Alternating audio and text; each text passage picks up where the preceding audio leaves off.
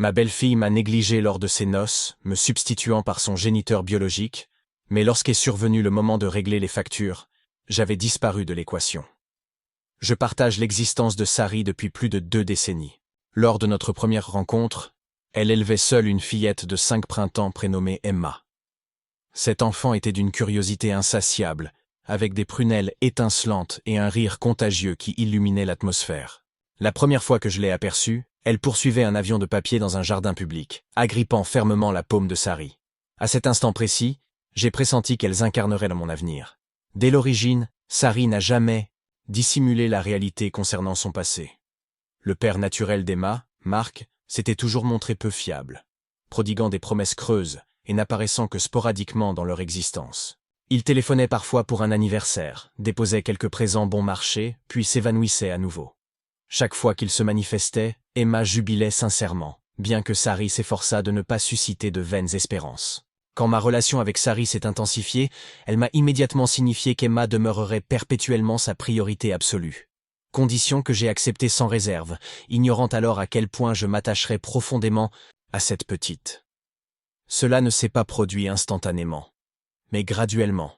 Chaque « je t'aime, papa » et chaque dessin enfantin portant mon nom mal orthographié conquérait mon âme.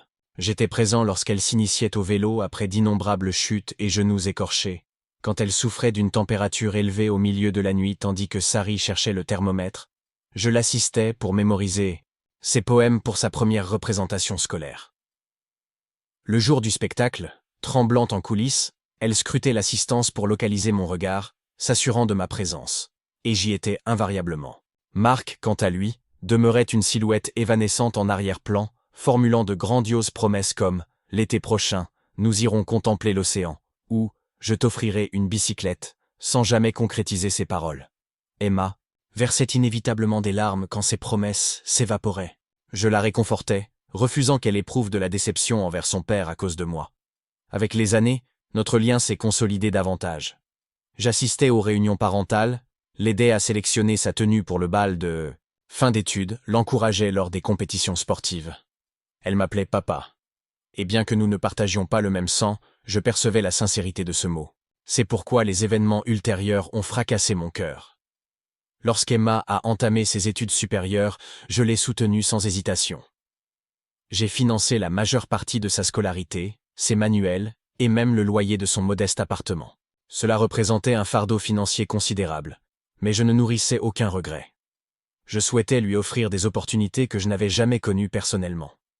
Marc conservait son comportement inconstant, téléphonant occasionnellement, pour déclarer « Ton père est fier de toi », sans jamais contribuer matériellement, ni s'impliquer activement dans son existence. Quand Emma a achevé son cursus universitaire, elle s'est précipitée vers moi après la cérémonie, les yeux embués. « Merci papa pour tout, je n'aurais jamais réussi sans ton appui. » À cet instant, j'ai compris que tous mes sacrifices n'avaient pas été vains.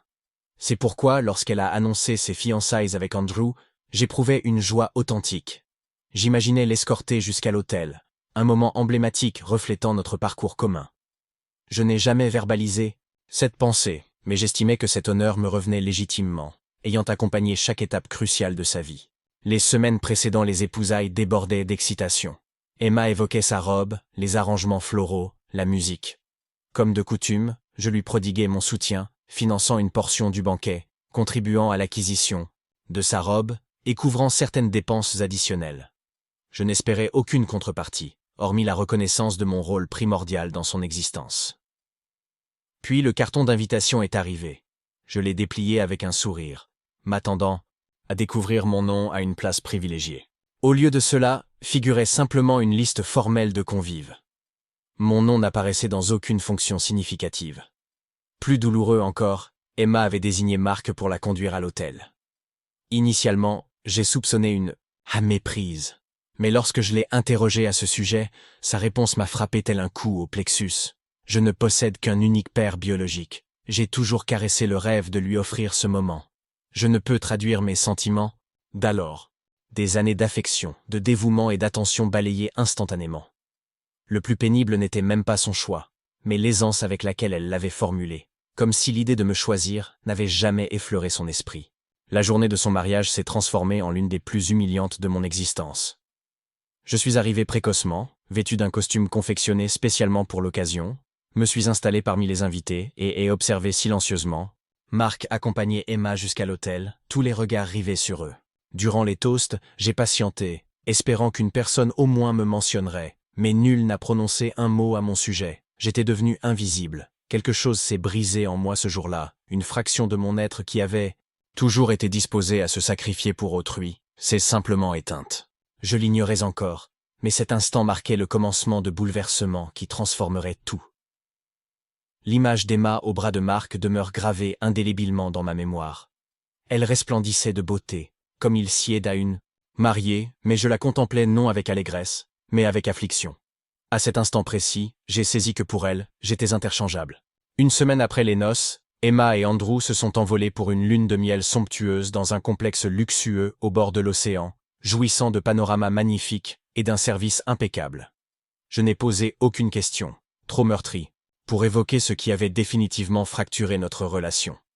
Mais je ne présageais pas ce qui surviendrait après leur retour. Emma m'a contacté, décrivant avec enthousiasme les plages et le dîner romantique sous la voûte étoilée qu'Andrew avait orchestré. Je demeurais taciturne, répondant par de brèves phrases, m'efforçant de contenir mes émotions. C'est alors que la conversation a emprunté une tournure prévisible, mais néanmoins désagréable. « Papa », a-t-elle prononcé. Ce vocable qui, jadis réchauffait mon cœur, me causait désormais une souffrance aiguë. Nous manquons de ressources financières. Elle m'a demandé si je pouvais l'aider à couvrir leurs dépenses. Durant un bref instant, je suis resté sans voix. Ce qui m'a stupéfié n'était pas tant sa requête d'emprunt que l'aisance avec laquelle elle la formulait, comme s'il allait de soi que j'acquiescerais, comme toujours. J'avais perpétuellement été celui qui résolvait ses difficultés, qui pourvoyait, qui se sacrifiait sans poser de questions. Mais cette fois, quelque chose en moi s'est rebellé. Peut-être était-ce l'orgueil. Peut-être le poids cumulé de toutes ces années où j'avais été simplement ignoré. Mais j'ai réalisé une chose, pour la première fois de mon existence, je ne me sentais plus contraint d'accepter. « Pardonne-moi, Emma », ai-je déclaré, m'efforçant de conserver une voix égale bien que mon cœur battît frénétiquement. Cette fois, je ne puis vous assister. Un silence pesant s'est installé. J'imaginais son visage empreint de confusion. « Pourtant tu m'as toujours soutenu », a-t-elle finalement murmuré avec incrédulité. J'ai inspiré profondément. « Peut-être devrais-tu solliciter Marc. C'est ton véritable père, n'est-ce pas? Peut-être pourra-t-il t'aider. » Nouveau silence, puis un calme. « Je comprends. » Avant qu'elle ne raccroche sans débat, sans rancœur, juste une conclusion abrupte laissant un vide dans mon âme. Ultérieurement, Sari m'a confronté. « Comment as-tu pu manifester tant de cruauté envers Emma ?» m'a-t-elle accusé. « Il ne s'agit pas d'argent, Sari, mais de considération, » ai-je rétorqué. J'ai été présent durant 2 décennies, et, lorsqu'est venu le moment de le reconnaître, elle a agi comme si cela était insuffisant. Je refuse d'être une solution de repli vers laquelle elle se tourne uniquement quand cela l'avantage. Sari ne saisissait pas. Pour elle, les liens sanguins avaient toujours primé, même si ces liens étaient tissés de promesses vaines. Nous sommes demeurés silencieux, mais quelque chose entre nous s'était altéré. Emma a cessé tout contact avec moi. Plus tard, Sari m'a informé qu'Andrew était furieux contre moi pour avoir abandonné Emma dans une situation précaire. Comme prévu, Marc s'était encore volatilisé. Pas d'appel, pas de message, rien. Je suppose qu'Emma a finalement discerné la vérité, mais cela n'effaçait pas ses actes et ne modifiait pas mes sentiments.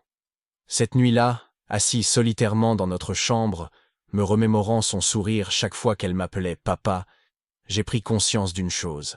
J'avais toujours cru que ce titre résultait d'un choix, qu'elle m'appelait « papa » non sans motif, mais parce que j'avais mérité ma place dans son existence. Mais désormais, je m'interrogeais. N'était-ce pour elle qu'un terme commode? L'employait-elle uniquement quand cela lui était profitable? J'ignore si je pourrai jamais surmonter cette blessure. Mais une certitude s'impose. Cette fois, je ne serai plus celui qui continue à donner, car je n'ai plus rien à offrir. 3 mois se sont écoulés depuis les noces. Malgré mes efforts pour me tenir à l'écart de cette histoire, elle me rattrapait, inéluctablement. Sari tentait constamment de réconcilier Emma et moi, me regardant avec ce mélange de déception et de supplication dans les yeux, comme si elle attendait que je capitule et redevienne celui qui ne refuse jamais rien. Mais elle ne comprenait pas, ou refusait simplement d'admettre, que quelque chose s'était métamorphosé en moi ce jour-là. Je ne pouvais plus simplement revenir à notre vie antérieure. Après cet appel téléphonique où j'ai refusé de financer leur lune de miel, ma relation avec Emma s'est définitivement éteinte. Initialement, c'était douloureux, mais désormais c'est un soulagement.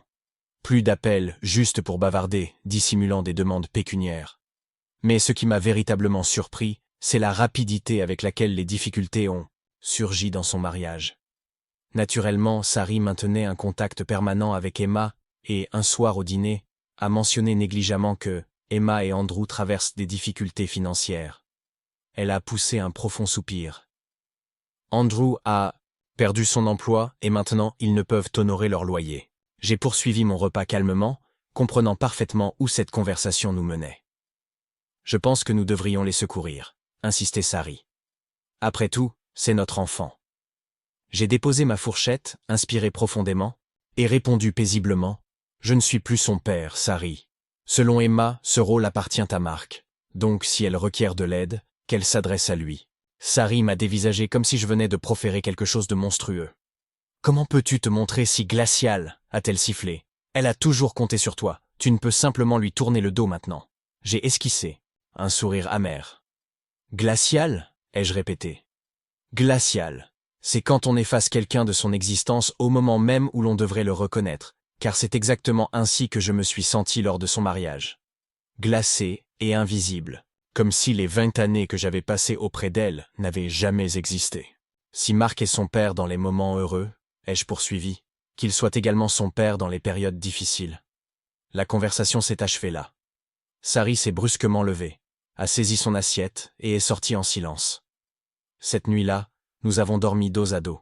Je commençais à réaliser l'impact de cette situation sur notre union conjugale. Mais je ne pouvais plus incarner cette personne qui donne perpétuellement sans jamais rien recevoir en retour. Une semaine plus tard, Emma a repris contact, mais pas directement. Andrew m'a envoyé un message. Il était concis mais empreint de désespoir. « Bonjour, c'est Andrew, l'époux d'Emma. Nous devons converser. C'est crucial. As-tu un moment ?»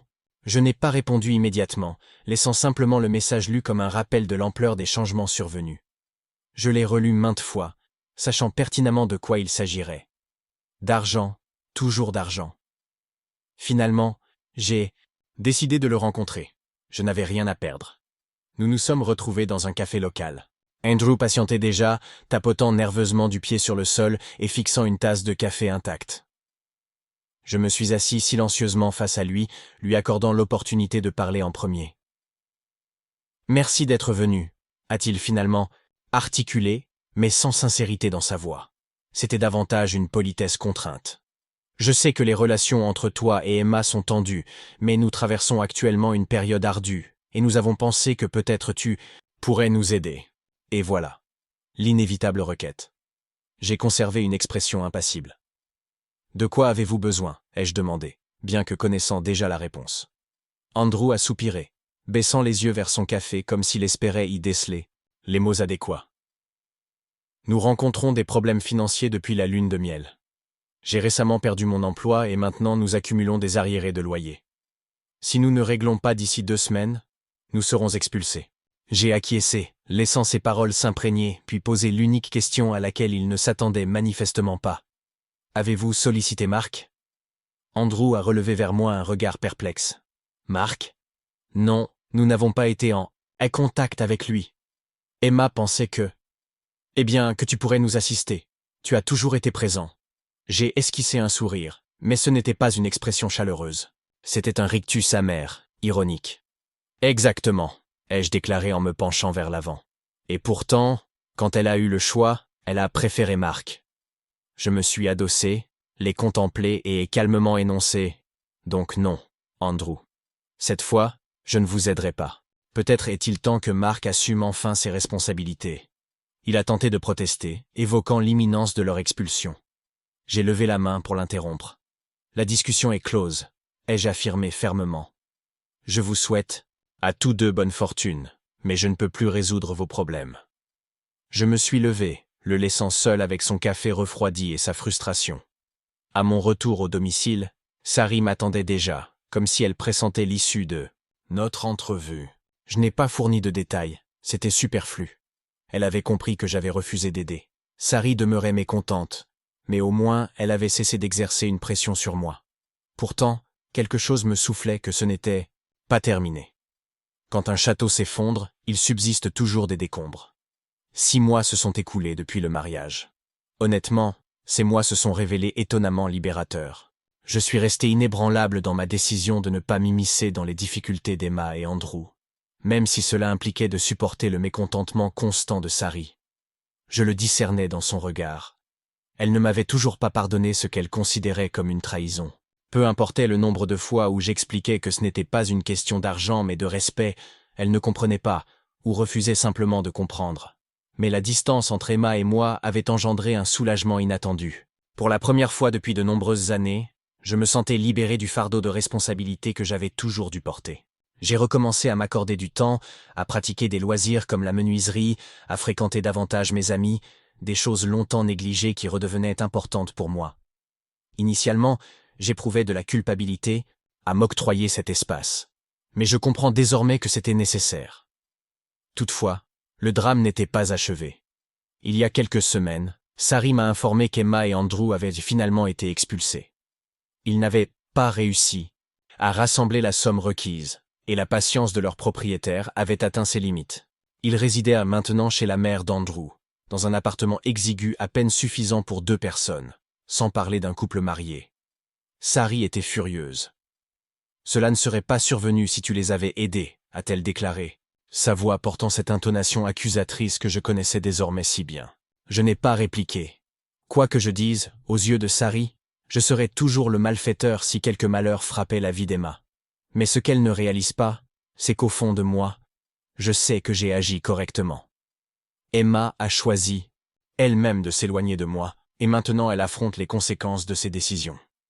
Ironie du sort, selon Sari, Mark était complètement absent durant toute cette période. Quand Emma s'est tournée vers lui pour obtenir de l'aide, il n'a même pas répondu. Cela n'avait rien de surprenant.